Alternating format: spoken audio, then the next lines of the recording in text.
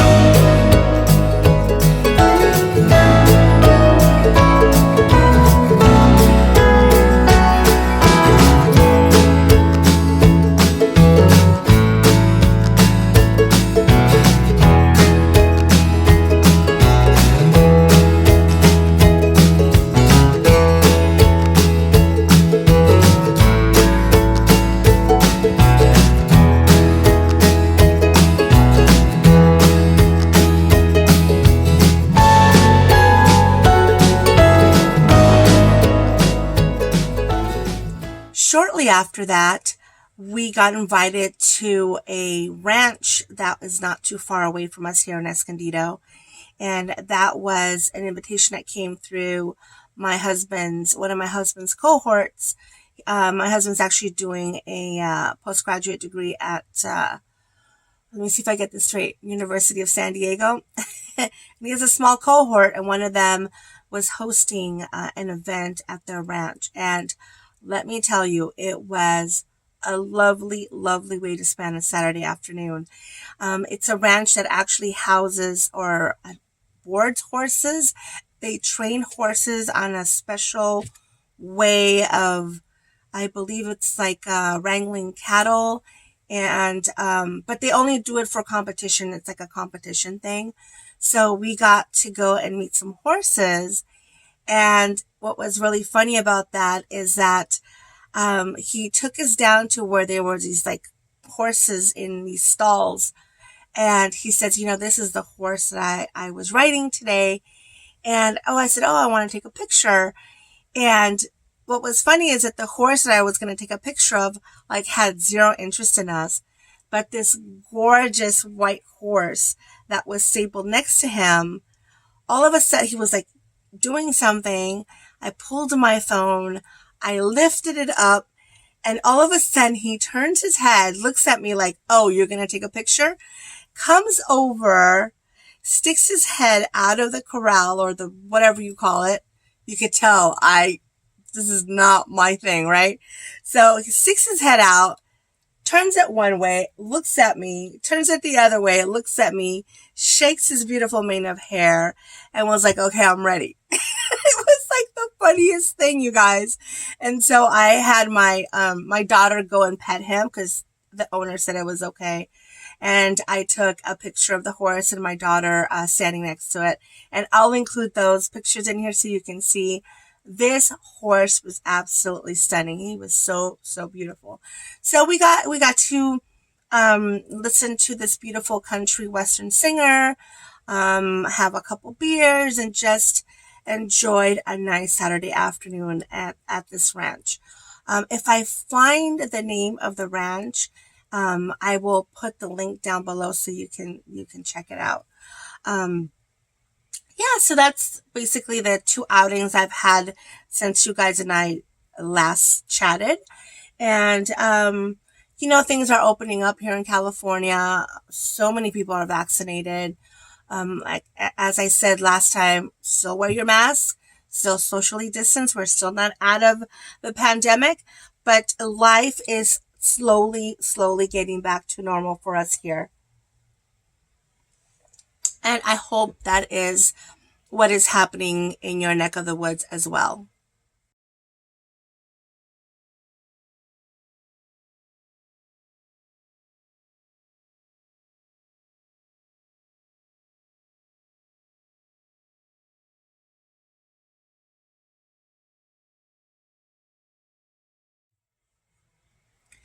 Next up, I want to talk about some really exciting fall releases that I'm really looking forward to. They are all publications. They are all BIPOC produced publications, which I think is amazing and exciting. And I am really looking forward to getting my hands on all of these. The first one you've already heard about, which is Crochet Magazine.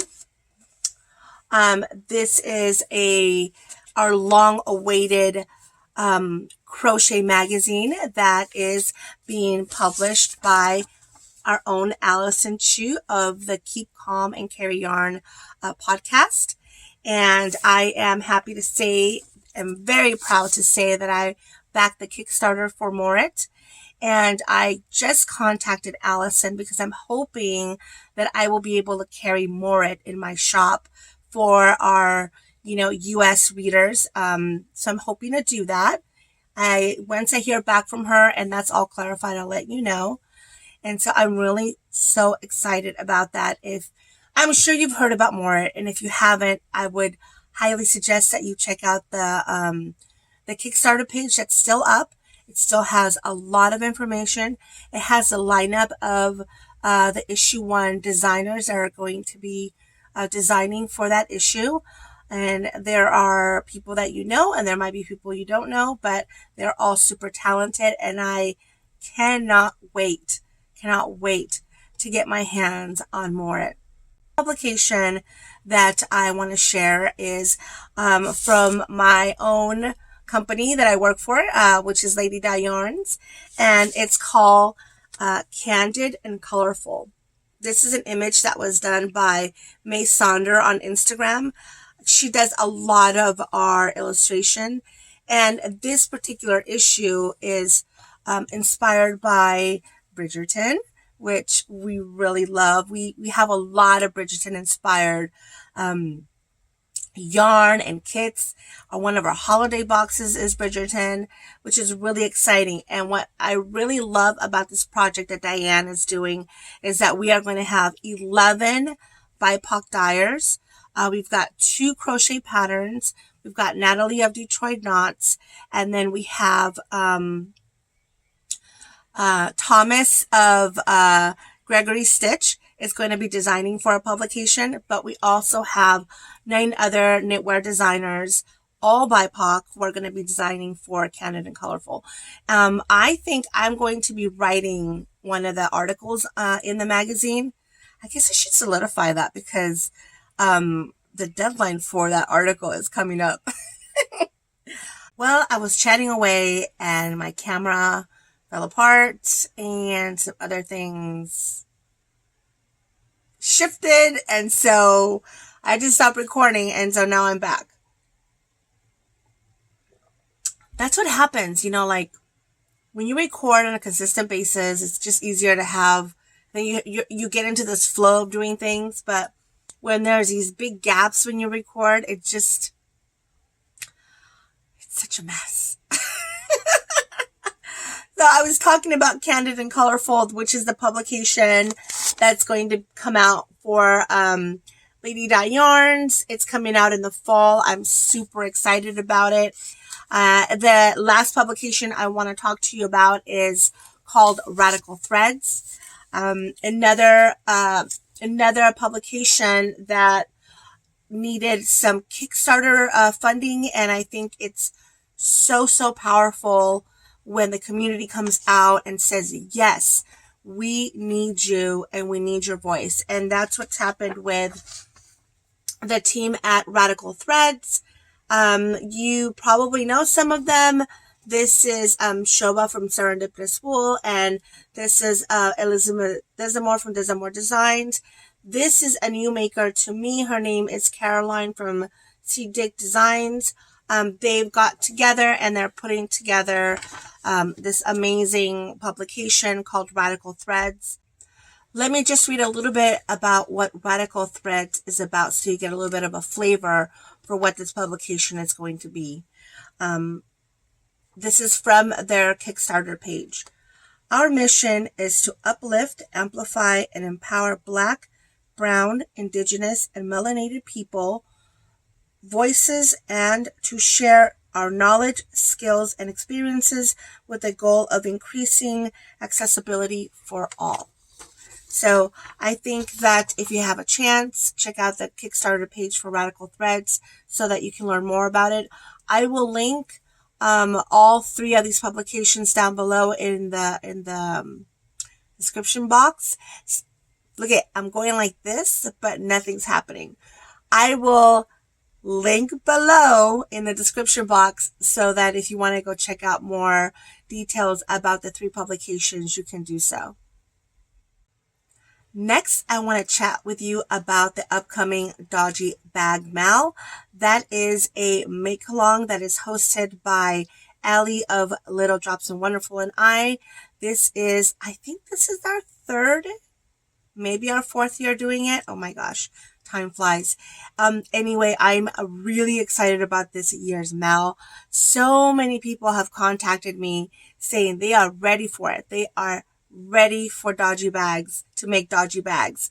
And so I just wanted to share some details with you. So Dodgy Bag Mal is starting May 1st and it will conclude on June 5th, my birthday. So you've got time to make a dodgy bag. Allie has 2 videos on her channel that I will link below that should help you make a dodgy bag. I love her videos. They're simple. They're not overly complicated. And it's actually one of the ways that I've made dodgy bags is exactly in the same manner that she's done them. But I also want to explore some patterns that I want to share with you. They're all patterns that I've purchased. I will tell you that one of the best times to purchase patterns from a big box store like Joann's is when they're having their holiday sales. That's when I go in there and I see what bag patterns they have and I buy them all, because you can get a bag pattern that can cost $14, $15 for $1.99. They do that sometimes for President's Day, or they've got like 50% off. And so I really take advantage of those sales. And for President's Day, I went to Joann's and I bought some patterns. And let me show you what I got. The first one I want to share with you is this one by Quick Sew. And this is for a larger bag. I'm really interested in this one right here. Really interested in the shape of this bag right here, although I really like this bag as well. And I actually purchased 2 copies because one will go to one of the winners for the Dodgy Bag Mal. The next pattern that I purchased was also a Quick Sew pattern. And this one is got a pattern for 2 bags. I really like the smaller one, and I think I wouldn't make the handles as long as they are in the picture, but I think that makes for a perfect project bag, a perfect size project bag. Again, all the patterns I'm showing you, I did not pay full price for. For example, does it have the price on here? It doesn't have it, but I think this particular brand has some really affordable patterns. The next pattern that I bought is a simplicity pattern, and you can make 1, 2, 3, 4, 5, 6, 7, 8 different types of bags, really. I mean, I guess I should show you instead of just talking about it. So this one is, you can see simplicity pattern, and then you can see the number right here. But out of this pattern, I really like the shape of this bag here. And I really like the shape of this no, is it that one? No, this one right here. I love that, like to put next to my, next to the sofa where I crochet. I would love to make something like this. So that's another one that I picked up. Then I picked up this really fun one, also a simplicity pattern. I'm not really into the quilty thing, and as you can see, this has this thing right here for brushes and things like that. This is why I got it. I really like the look of these bags. I think these are really cute. But you can make this carrier here, which I thought was cool too. And then you've got these round bottom drawstring bags. So this is the pattern number if you're interested. Anyway, I think this is really cute. Also got this one on sale. The next 2 patterns that I'm going to show you are patterns. Did you see that one fell on the ground? I have to pick it up. Are patterns that I actually purchased from Etsy. And one of them is from a company called 13th Colony Creations. I'll hold it here so you can see the reason I chose this pattern is because it has a drawstring and it also has handles. So I'll put it up closer so you can see it. It's got the drawstring and the handles. Beautifully constructed pattern. It's full of pictures. I was flipping through this pattern going, this is very detailed, step by step with pictures. Let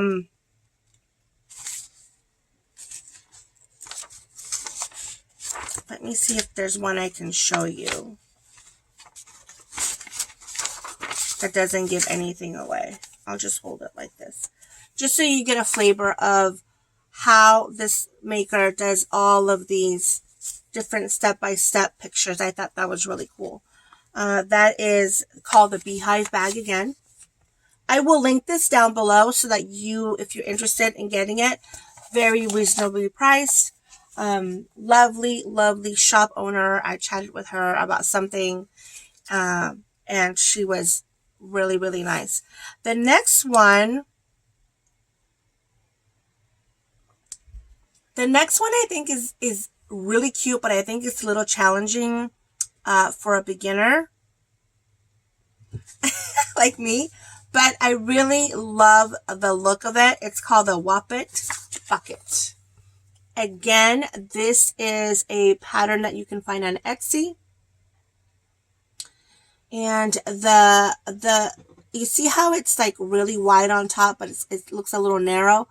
But when you close it up, look how cute that looks. It's like a square bottom bag. It's so, so cute. The company is Clever Whoppit, and I will link that below. I'll show you a couple other versions that she has on the pattern there. That one, and then she's got this one. I think it's really, really cute. So let's talk fabric, because I have so much fabric. But I'm going to show you some of the fabric that I'm hoping to make bags from.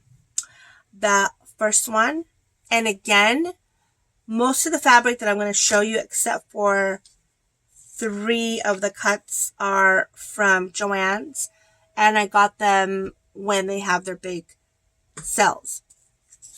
The first one is this really cute chicken fabric. I love these little chickens, and I'm hoping to get a bag made from them. The next one is this really beautiful mermaid fabric. I think that would make really cute bags. And then, you guys, I saw this fabric on Etsy, and I'm like, buy. I wanted it so bad. I'm glad I got some of it, because it's got my girl. Got the Frida fabric. I have enough to make a couple bags, so if I make one for myself, I can probably put one in the shop for sale. But yes, I got that one, and then I also got this one, which I thought was really, really pretty. I know I'm showing you way more fabric that I'm probably going to make bags from, but you never know. I'm getting really ambitious. I'm really looking forward to making bags this year. I made 0 bags last year. I want to make bags this year. And then I bought this one. Is so beautiful. This one's got unicorns in it. And I love this fabric. This one I think is a Tula print. Yeah, Tula print. Tula pink. This is the fabric company. You guys know she does all these really beautiful, colorful fabrics. I found another Joann's fabric, which is this one right here. And this is flannel, and I don't know if you guys have ever made bags out of flannel like this. I have made tons of them. They hold up really well. They're soft. Don't be afraid to use a flannel fabric to make a bag. I like this one. And then I found another, I don't know, mermaids were calling my name, I guess. I found this is another flannel fabric, and I'll open it up so you can see it. There's different mermaids. So yeah, that's the fabric that I'm looking to use for some dodgy bags this year.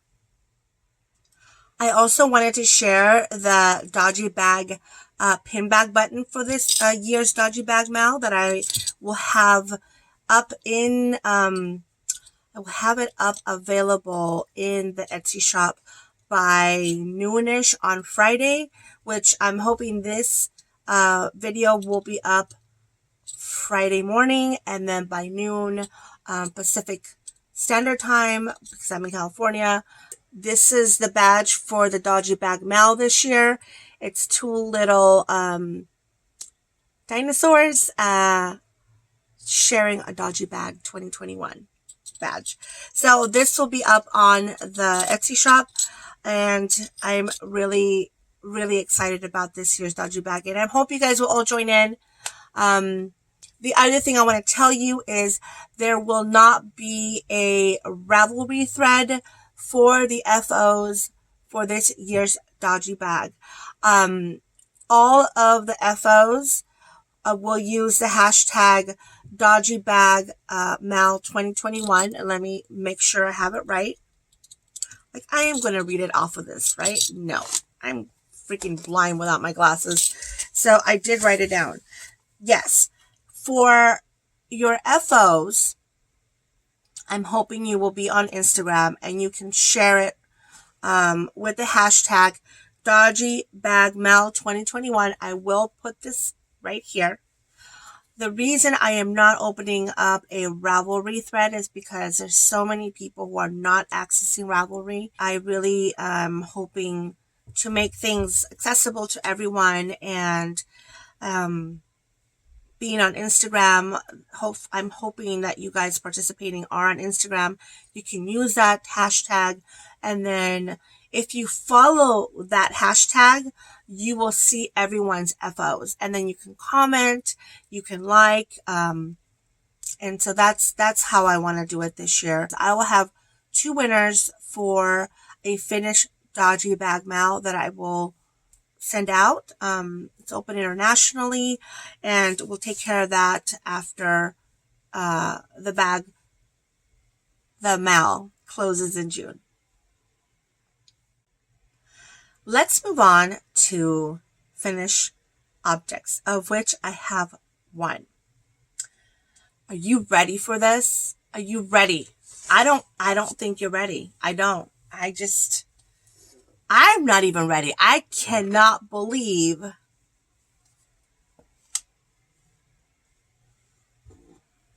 take a moment. Take it all in. Yes. After, what did I say? 4 years? 4 years? 4 years. 4 years. We have Gorman Street socks that are finished, people. Finished, blocked, and fit. I just haven't done the photographs for Instagram, but 2. Dos calcetines. Terminados. Finished. And I couldn't be more thrilled to be sharing this momentous accomplishment with you guys. Yeah, I'm really happy these are done and they fit. The yarn is from an amazing dyer, Casual Fashion Queen. And this particular colorway is called Ultimate Booger.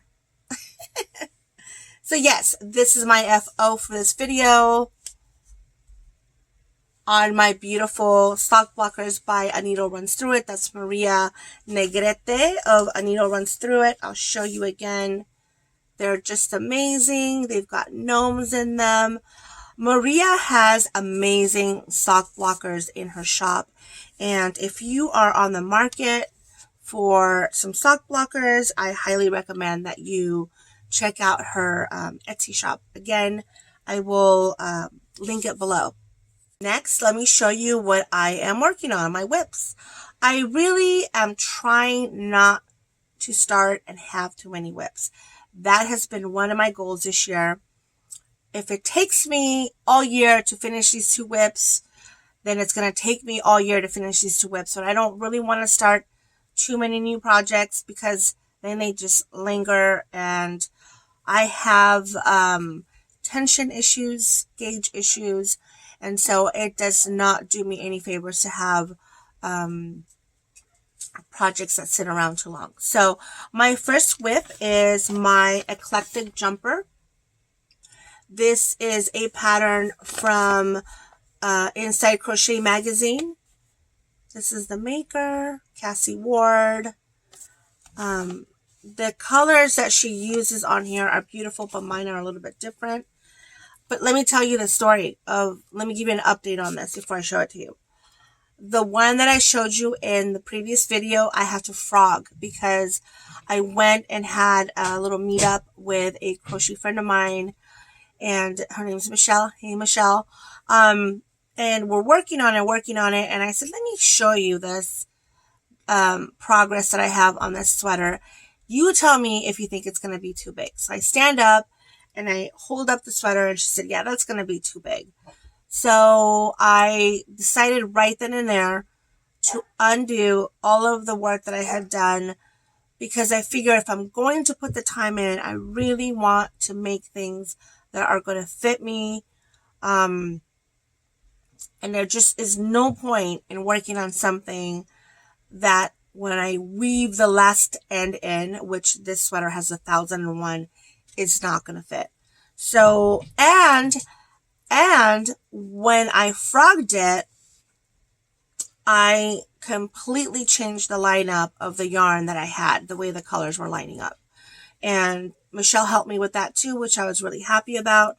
So I will show you the progress that I have. I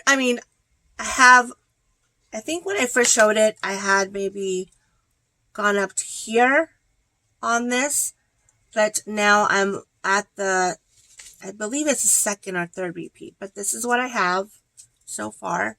I'm putting it close to the camera because it's showing the colors a lot better than if it's away from the camera, like farther away. It seems to wash it out. But yeah, I'm really happy with the progress. It's a great pattern. I am big on using charts, and this pattern has a chart, and that's what I'm using. It's just a chart. I find that for me as a visual learner, charts are infinitely clearer for me to follow and like so much easier than written things. That's why I've written 2 patterns, and both patterns have like a little mini chart, because I feel like I read things and I don't process them, and then I make these mistakes. But if I see a chart, I'm like, I got it. Like I don't have any issues with that. So I was really happy, and I can tell you that this pattern has a chart that you can definitely work from if you are a chart reader like me. So the next, the next whip I want to show you is the one that I am working on for the Uplift Make Along. I talked about the Uplift Make Along in my last video, and my designer that I want to uplift and I want everybody to know about, which I was so happy to see that she was in the last issue of Inside Crochet, is Mary Renji, and she designed this pattern right here called Spring Leaves Cowl, which it's a long cowl right here. You can see it. And I showed you the yarn that I was going to use. I was going to use this Olan yarn that is absolutely gorgeous. But having crocheted long enough, I was afraid that the filet crochet pattern of the leaves that are going up on the sides, the border of the shawl, I was really afraid that that was not going to work, because in the end, this is a yarn that has a lot going on, right? This is what it looks wound up. This is what it looks like when it's skeined up. And sure enough, I started working the pattern, and I'm like, you can't see anything. I was visiting my mom a couple weeks ago, and I took the project to her house and I was working it, and that's when I realized it was not going to work. So I, searched for a local yarn shop, and I found one that I had visited years ago in Redlands, California, and it's called the Hands-On Knitting Center. So I went over there and I met up with, I took my mom with me, and we went into the shop, and I met the owners, the co-owners. I think there's a lot of owners to that shop, but there was one of the owners was there, and she was really, really nice. And there was another lady there. Her name was Diane. And I said, I want to pair this yarn up with a solid color yarn, because my idea was to do the border in a solid color and do this as the middle part of the shawl. So I went in there and found the most perfect color. And when I saw it, I'm like, that's it. I loved it. It actually reminded me of what the original pattern, so this is going to blow up, but it's this lime green color. This light is doing it no favors, but it's this really pretty lime green color that paired up well with the yarn. Started crocheting with it. Hated it. Hated the way they looked together. I'm like, you know what? I think that's happening because this pattern has to be done in a solid color. Stop messing with it. Just do it in a solid color.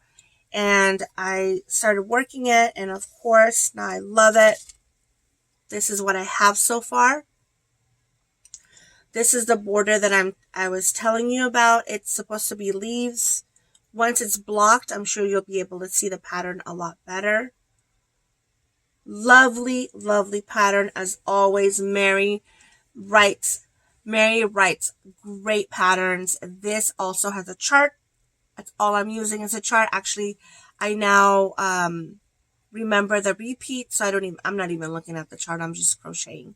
So this is what I have so far, and I'm going to need a second skein, and I'm visiting my mom this weekend, so I'll probably pick it up. I'm really happy about that. The yarn is from a company called Peakaboo Yarns. This is the label, and the color is called Venomous Dewclaw. I think that was cool. It is a really, really nice yarn to work with. It's 85% superwash merino and 15% nylon. So those are my two whips. Not starting anything else until these two are done. I know I said that last time, and I'm trying so hard to stick to it because I have some yarn that I bought that I'll show you in the next video that I record, because I'm hoping this will be done and then I can start on that. And that is actually a knitting project that I'll be starting. So those are my two whips. I've showed you my FO. And there was another pattern that I wanted to start, but I'm not going to start it again. It's a crochet pattern for a hat that Quaylen of Portfolio designed. It's like a bucket hat, and I need that hat in my life. And so I was going to start it last weekend, and it just didn't happen because so much happened in this house. As a side note, I'm going to tell you guys, life note. Put this under life note. My husband has worked in an office that we have had outside the home for 5 years. So we don't have like a spare bedroom for him to have an office. We actually have an office outside the home. And then I have a spot here in our back room where I do my business. He has decided he wants to work from home. So we have this side room from our living room that has 3 steps down. And it's always been a problematic space because it has a fireplace that is directly in front of the 3 steps that go down. So really, you only have so much usable area. And one side is all windows, one side's all closet. It's just a weird space. I may do a before and after picture when we get it all squared away so you guys can see what I'm talking about. Anyway, as of next month, my husband and I will be working out of the house. And I don't know how I feel about that. As a matter of fact, like the last couple of days, he's been hanging around doing work from home. And like today, I said to him, it's going to be like an office where we meet at the water cooler and we talk about like shows on TV that we've seen. It's going to be weird. It's going to be weird to have him here in the house. But we'll see how it works. I mean, it's definitely a big savings money-wise for us not to have to pay a rent and internet and things for a separate office space. And I do feel like that's going to be such a good thing for us. But on the reverse side of that, like I'm just used to having the whole house to myself. Even though the kids are here, next year they're going to be back in school full time. And so I'm just been like thinking about how this is all going to work out. I'll let you know. I will let you know. I might be doing my next video from some other space where I'm like, I couldn't take it and I rented an office. So we shall see. The only acquisition I want to share with you guys is something that I bought because I've always wanted to buy one of these, and I was lucky enough to be able to get one. And that is a little box of crochet. And I have wanted to get one of these boxes since I started crocheting, and I've never had the chance, or sometimes I've gone back and they're gone. But I've always wanted to try one. And when it says Amanda Bloom's little box of crochet, you can see it is a little box. But this little box is so cute, and it really is loaded. So for the month that I bought, which I believe was March, April, you get to make, it comes with this little cute little book, and you get to make these 2 baskets. And the little book that you get is just jam-packed. It's got like pictures of how you do the baskets, the way it's illustrated around. See that? It's got so many cute little details. And what I got was, I got a cool ornament to hang that says spring. I've got this really fun postcard. I thought that was really cute. I really like this postcard. And then you got a stitch marker. This cute little stitch marker. Love the way it was packaged. And you get one of those kind of like sparkly hooks.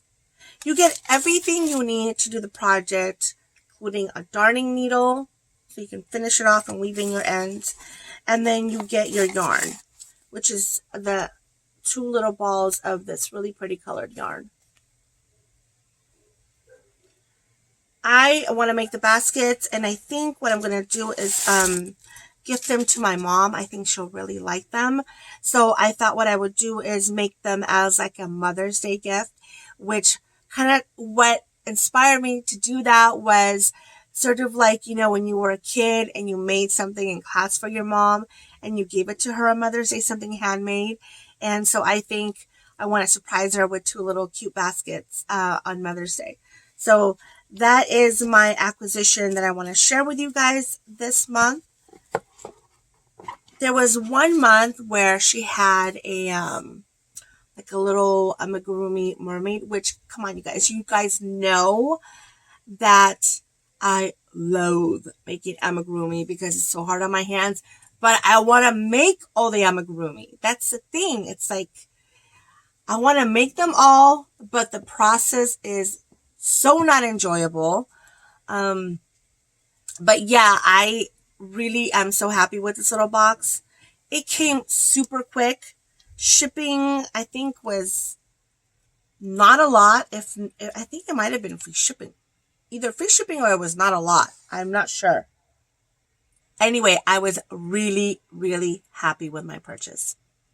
So that's all I have for this video. Really, I'm hoping to be back in 2 weeks so I can show you my dodgy bag. I do want to tell you this. I have 2 sewing machines, and I was going to take them in to get service because they've been sitting around for like a year and they're dusty, and I thought I'll take them in to get serviced. I was walking with one of my machines and I had this little step in my kitchen and I tripped, fell. I'm okay. I was not hurt, but I think parts of that machine broke, so I'm really afraid to take it in and them tell me that it's going to cost like $1,000 to fix it. But I know that one of the machines I'm taking in is perfectly fine.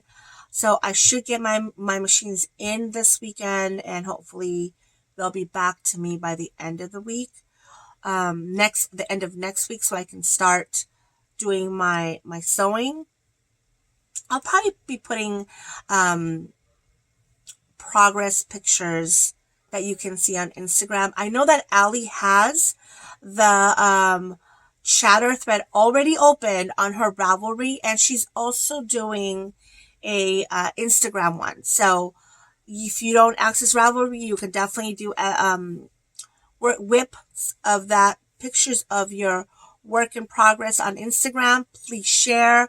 We love you guys. If this is the first time that you are doing Dodgy Bag Mal, check out some of the most beautiful bags that people have done. I mean, every year you guys just blow us away. Every year you blow us away. And I think this year will be the same. Quick side note, after Dodgy Bag Mal, it will be time for Summer of Romance. And I'm really excited about that. I gotta get a call in with Clarissa Beth so we can chat about details. I think we have our theme. I'm working on the design for the button. And then I already have my couple that I've picked. I already have the yarn. I'm just looking for a pattern, and I'm really excited about that. So stay tuned for that. Again, thank you so much for joining me. I hope that you had a good time watching this episode. I love recording. I don't record more often because I honestly do not have the time for it, but I'm always so happy to share with you guys what I do have. And I love your comments. I read them all. I heart them all. I just want to wish you guys a good rest of the month. What happened in April, I don't know, but here you go. Here's May for you. Enjoy it, and I will see you next time. Bye.